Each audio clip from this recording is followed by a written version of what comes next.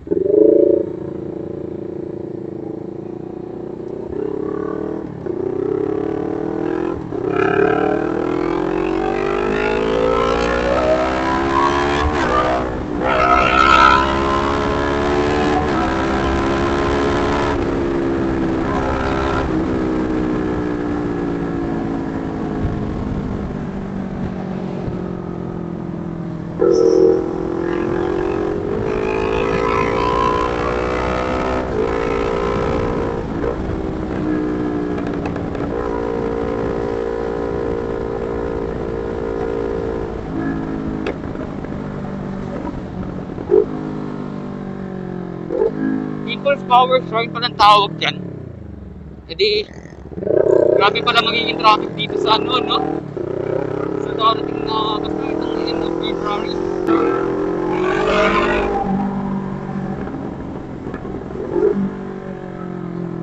So isa tayong nung wang-wang pagka sa anong mga underpass. So yung mga ka-cheesy, no? I just want to shout out those videos that I have uploaded prior to this video. I'm pretty sure you guys are going to enjoy those videos, no? Kasi iba't ibang klaseng ano siya yung tema, no? ng mga in-uploads ko. May about sa buhay ko, no? May party, may harurut. So I'm pretty sure you guys are going to enjoy those videos. So check them out sa ating Facebook, sa ating YouTube, yung full video if you guys wanna check out the full video.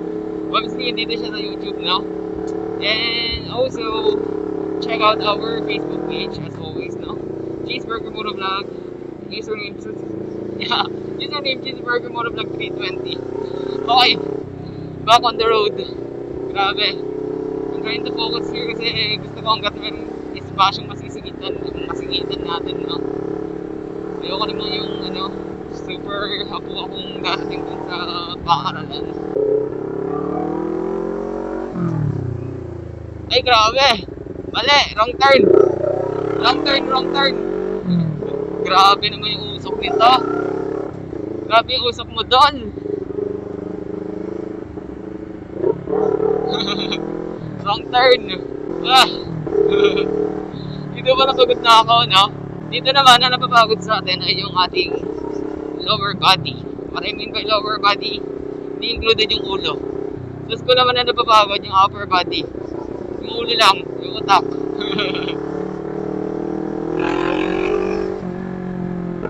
Tesla, oh. Pero kahit ganyan yan, para siyang sedan. Hayop yung yan, yung torque ng Tesla na yan, yung mga Tesla, yung arangkada nila. Opanis ng 400cc ko, for sure.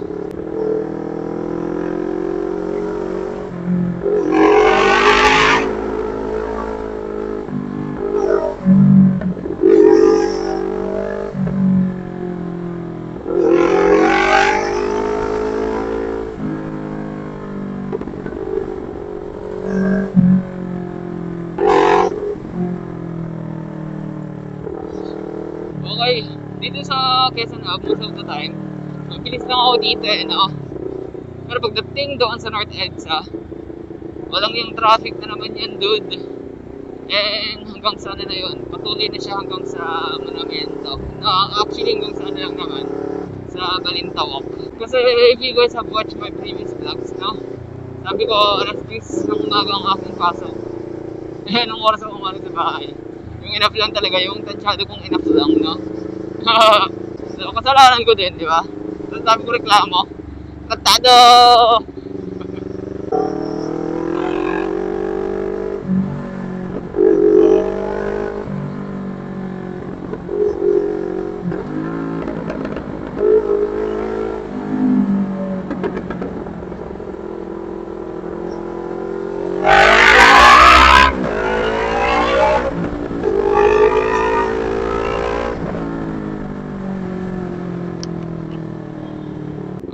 Ito napapansin ko sa sa 400 NK ko. I don't know if yung ibang NK 400 ay ganun din. Especially yung ganito, version 4. So, yun nga. Diba, halimbawa yung totoo niyang gas level. 2 bars, diba? And then, harurot ako. Tapos, after ko mag-gas, while I'm doing gas pulse, magiging siya, 4 bar, magiging ganun siya, 4 bar, 3 bar. And then, let's say, ayan na, kumalma na, nag-throttle down, off-throttle na ako, tawag dito, nag-menor, diba? And then, after a while, biglang, bababa siya naman, kabaliktaran naman yung mangyayari. Magiging super baba siya.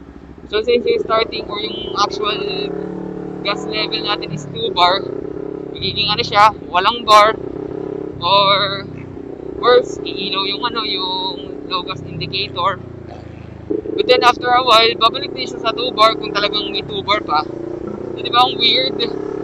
So, can someone explain to me what's really going on? Or the question should be, what's the science behind it? Maybe you guys know. Kasi ayun na nga, sa other motorcycles namin, sa Sniper pati sa Beat, hindi naman siya nangyayari when I'm doing the same thing, or when I am riding the way I ride this bike. Grabe. Uhaw na ako. So, let me know in the comment section. If you guys know the answer, or if you guys can explain to me what's really going on there. Okay, so nagpasa tayo sa Balintawak.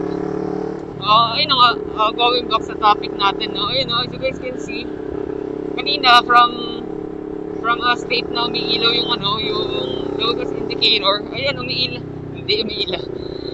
talaga. Meron na ulit 2 bars. So, barbero, sobrang barbero nung indicator pagka pumipiga ka. Nagbabago, nagre-react siya.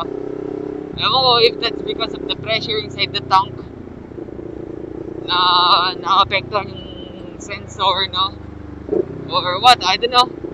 Kasi matagal na naman siyang ganyan, so wala na lang din sa akin. Kasi in the end, bumabalik naman siya sa original, or sa totoong, totoong gas level. Ang galing natatanong ko sa malayo, yung babae, suot niya kaparehas ng helmet ko. Stig. Ano pa lang yun, pangalawang beses ko palang nakakita ng someone na suot yung parehas ng helmet ko. Una, nung nag-work ako sa I-5, din ito, pangalawa. No rare, no rare. Ang dungis.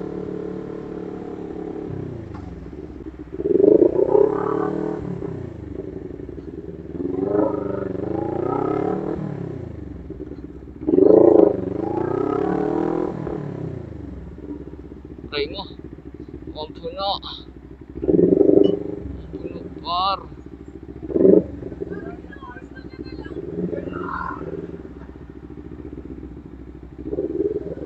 Try mo, dol. Puno, dol.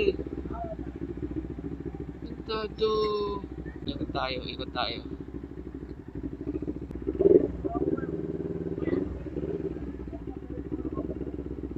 Kasi itong Harley.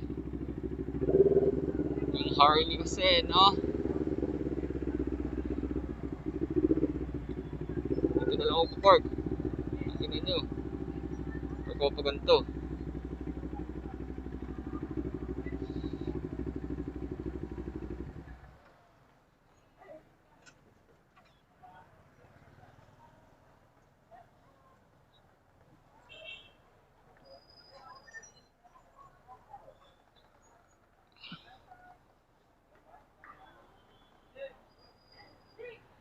Aray ko!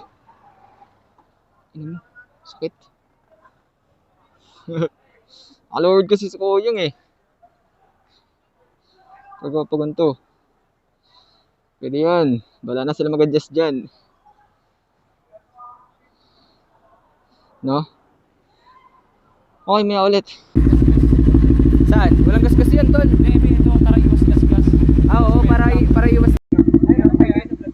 Ganun ba talaga yan?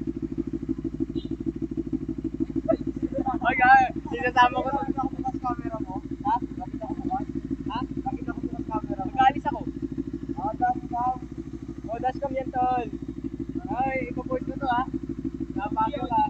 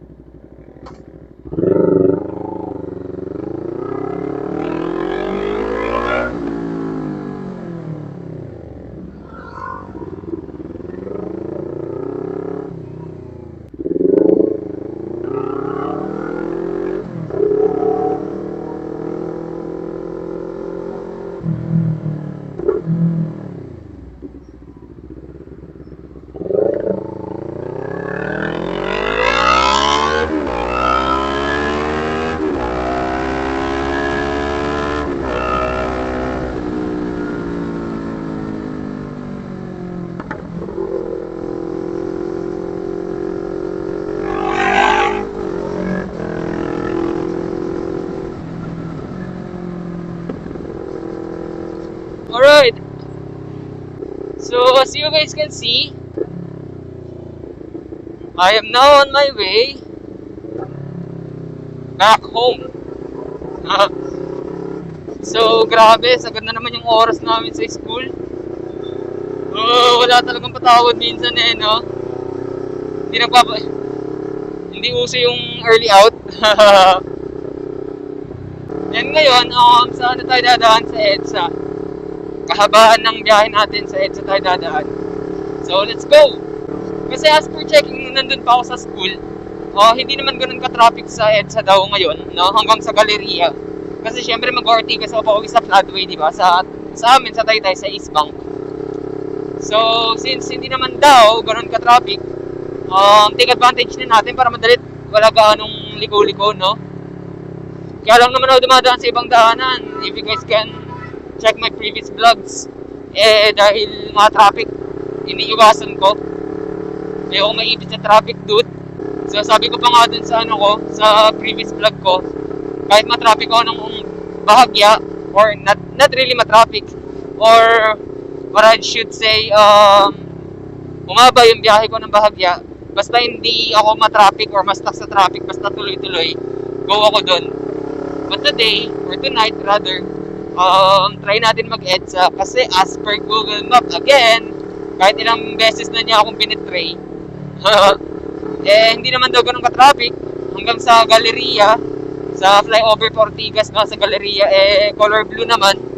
Meaning, dire-diretso ang biyahe. Let's see kung legit.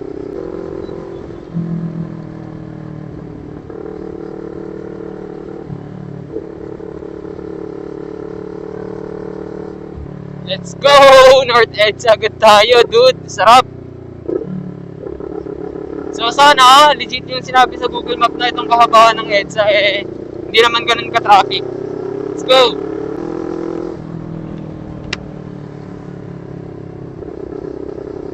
So, binaba ko na yung visor ko at na ano yung mata ko, no? Nabubulag sa hangin. Napupuwing din. I hope you guys can hear me properly, no? Kasi kakatanggal suot ng helmet. For sure, nagagalaw-galaw yung position ng microphone ko. Gawa ng nasa, ano lang siya, nasa loob or nakapatong lang siya somehow dun sa ano, sa chin guard. Ito ang empty helmet na Revenge 2 Acosta Edition, worth mentioning kasi limited at rare nga tong helmet ko, no? Maliit yung shell para sa medium. Okay naman siya, nakapag-adapt ako sa gantong maliit na shell at saka mas strict ko din yung ganito yung sobrang snug fit sa ulo ko.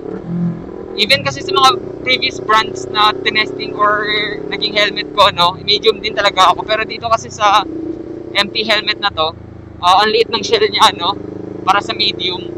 So okay na din sa akin yung ganito. Pero yun nga, gawa ng maliit yung shell niya, every time na gagalawin ko siya, susutin ko, tatanggalin ko, mabilis magalaw yung chin guard, no?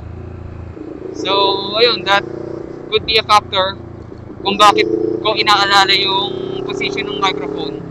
So I hope you guys can hear me properly. Let's go!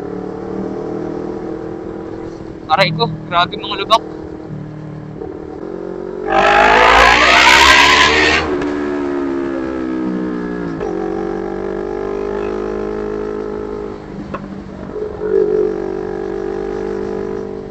Grabe yung alon, dude.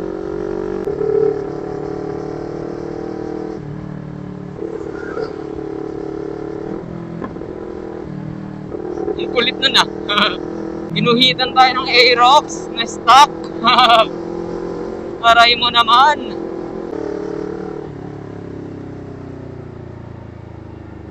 Sarap ng trend, no? Dire-diretso lang sila. Pero si guys, kasi daming tao. Dire-diretso nga, no? At least, for once, naging legit si Google. Si Google Map. Naging legit siya para sa standard ko. Talagang dire-diretso naman, no? Okay, very good, very good. Pero yun nga, pagdating naman sa Meralco Avenue, doon, magta-traffic doon. Daw, kanina. Yung chinek ko. But we have yet to find out. Sana hindi. Because I really wanna get home na.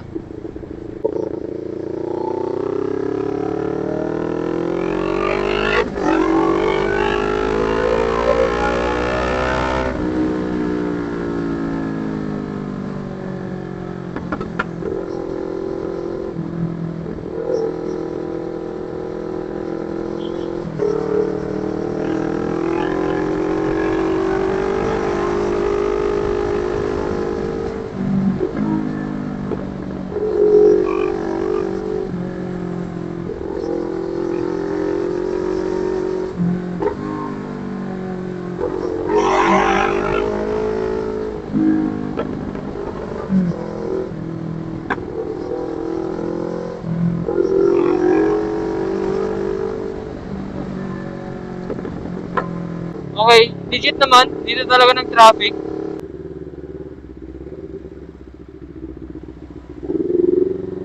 Kulit ni Kuya ang putek. Ang kulit nitong click sa harapan ko ang putek. Dire-diretso eh. May preno pagka didikit na sa harapan niyang motor.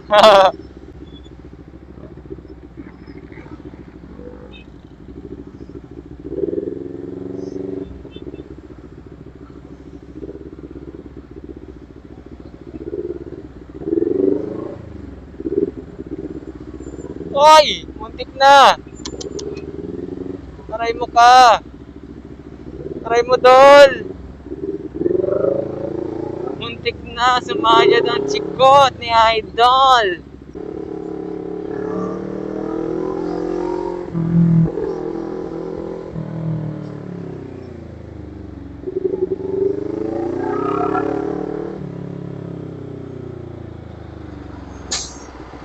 nakakasingit-singit pa ako, no? Kahit mabigat yung dala ko, ano? Maraming obstacles. Pero syempre, sumisingit ako with care, no? Ensuring na hindi ako sasabit at wala akong masasabit. At hindi ako matatamaan ng ibang sasakyan. We don't want trouble, do we?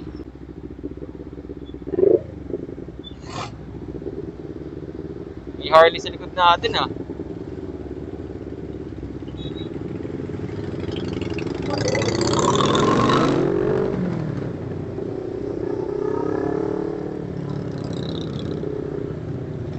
Hoy, muntik na yun.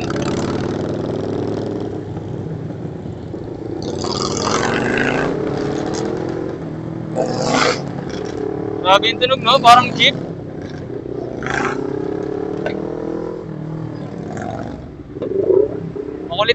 Makulit din yung ano, no? Yung classic. I don't know if that's Harley or what. Pero ang distinct ng tunog, so it sounds to me like Harley.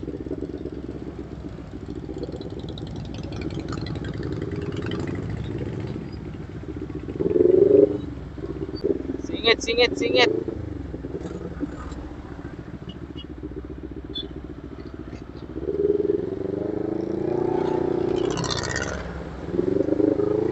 Singit tayo na parang wala nang bukas at wala nang uuwian.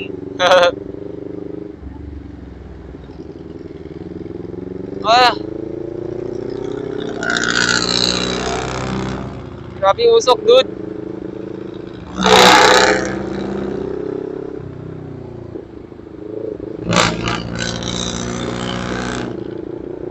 Grabe.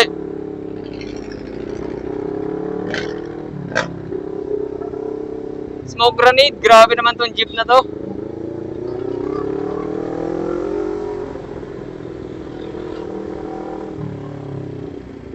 Parang smoke grenade si Kaya.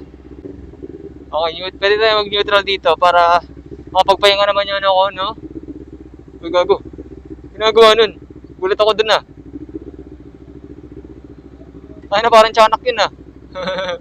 Kala ko kung yung tatamaan niya, eh. Yun yung mga ano, eh, no? Yung mga nantitrip sa kalsada para makapanggulang or mabigyan sila ng pera. Or wala lang, nantitrip lang talaga sa kalsada para lang baliw. Para lang baluga. Pwede pa tayo dito magtakbong takbong uwing-uwi.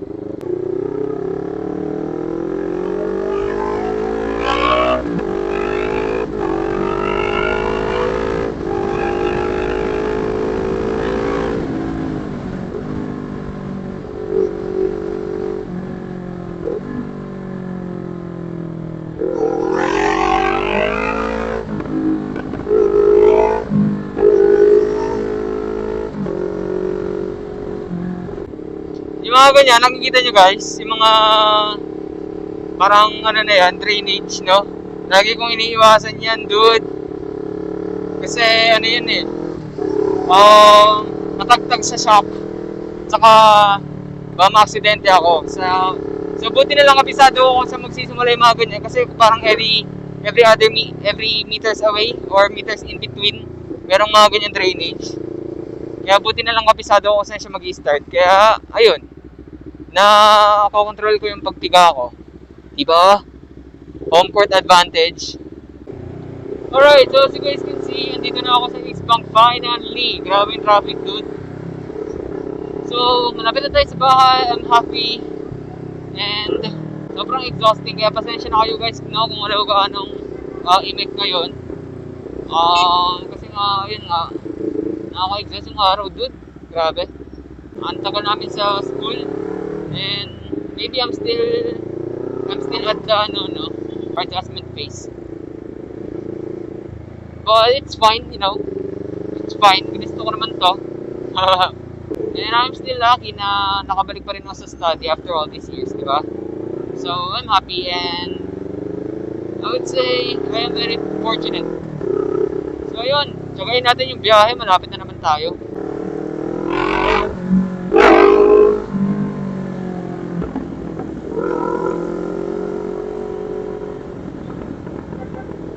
Sa mga ganun na, yung mga may buka na pwede ako makapag-overtake for a quick moment of time.